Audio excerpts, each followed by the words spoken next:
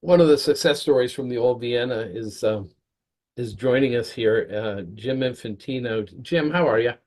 I'm doing well, Robert. How are you doing? Tell me about how the old Vienna played a role at the mid '80s up into the turn of the century when that New England was a haven. You were living in New York and brought your way up here to play, right? Yeah, I was actually a little different than that. I was in Philadelphia the year after I got out of college, and I was on a train going to New York, which is where I grew up. I was going to visit my folks, and I ran into the a woman who I think was managing um, some artists here in Boston, but she had written the music to Zoom. And I, immediately was a big fan. I was like, you wrote a zip code that I can't forget. That's masterful songwriting. And she said, well, how's Philadelphia for the songwriting scene? I said, it's not, not great. And she said, well, you got to come to Boston. You got to see what's happening in Boston. So I did. I moved out of Philly and I got my stuff up to Charlestown and I lived with some friends. I didn't have a car, so I had rented a car to move my stuff. And I ran into Jan Luby when I was out busking on the street. I ran into Chris Chandler, and I started getting rides out to the scene that was happening. And the scene that was happening was the Old Vienna Coffee House in Westboro.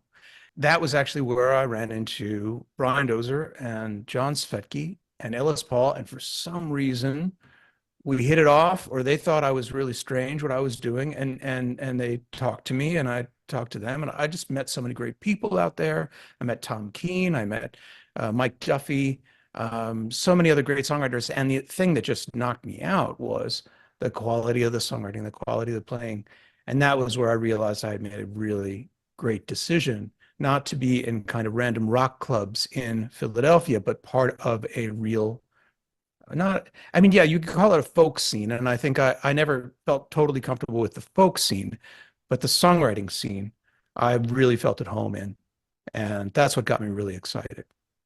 The End Construction Group is one of the biggest success stories from the old Vienna of all those years in the open mic. And you guys were able to take that nationally. You guys kind of went and toured in different iterations of that, but together as a four individual artists in a move of marketing genius, I think.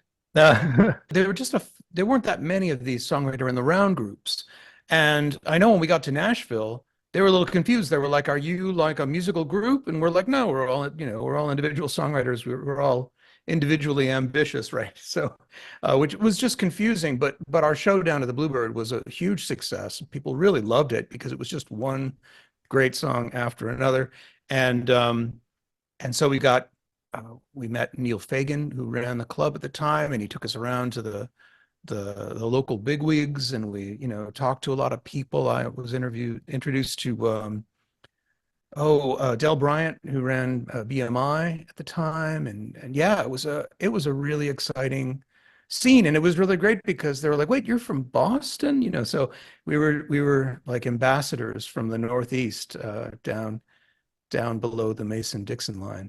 And Oh, that's fantastic. yeah. The the old Vienna gave launch to a lot of other folks that you've maintained pretty close friendships with over all these years, have you not? Yeah. Yeah. Oh, yeah, absolutely. I mean, I saw David Wilcox for the very first time at the Old Vienna. And I can't forget it. I'll never forget it. He got up and it was as if like suddenly he was levitating and fire sprang out of his ears. It just was something like you couldn't believe the way his mastery of the guitar and the voice. It was a magical spell. Everybody was rapt.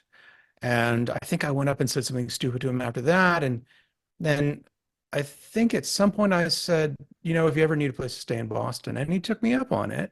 I was living in Cambridge at that time, and he stayed with me on his way down to do some shows at Club Passim, and we've been really good friends ever since. Well, Dar Williams and I were hitting open mics together when she was just starting out, and we would go out to the Old Vienna together. I think we even had a couple of songs that we would do as a duo, Mm. which was kind of funny.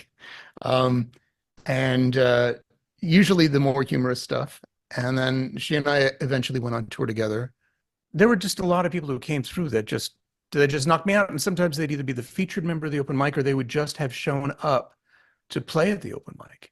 Mike Duffy just blew my doors off, every single time. You knew the joke was coming and still he made it work.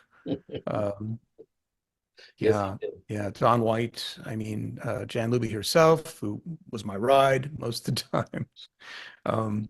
It was, yeah, it was a special place.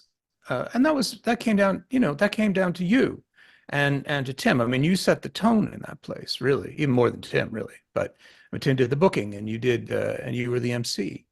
And you made everybody feel welcome and special. And that was awesome. I remember feeling a little too comfortable and drinking too much beer there. I was privileged to be a part of an amazing scene that we were all a part of at that time. It was special. Hey, everybody, this is Jim Infantino from the band Jim's Big Ego and the writer of the song Stress. And I hope to see you out in Hopkinton, Massachusetts, August 17th. And while you're here, why don't you drop a couple of bucks in the donation jar? I'm addicted to stress, that's the way that I Thanks. get things done. If I'm not under pressure, then I sleep too long. And I hang around like a bum, and I think I'm going nowhere, and that makes me nervous. I'm addicted to stress, it's the way that I get things done. If I'm not under pressure, then I sleep too long. And I hang around like a bum, and I think I'm going nowhere, and that makes me nervous. Everybody's out to get me, but I feel alright.